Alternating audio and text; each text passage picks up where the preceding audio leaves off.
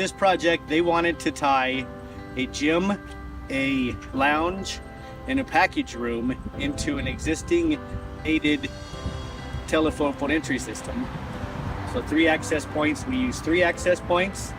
We used 3 trackers tied into the door king and 4 surefires. Yes, so we had to have a repeater over there because there's too many trees and too many houses. So we just walked around and found a midpoint inside of an electrical room where we could get communications between the package room and the midpoint, then the midpoint to the gate.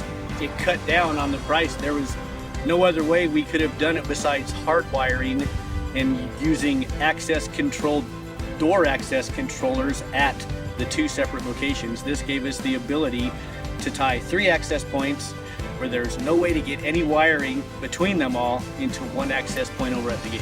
Saved tens of thousands of dollars in labor and man hours.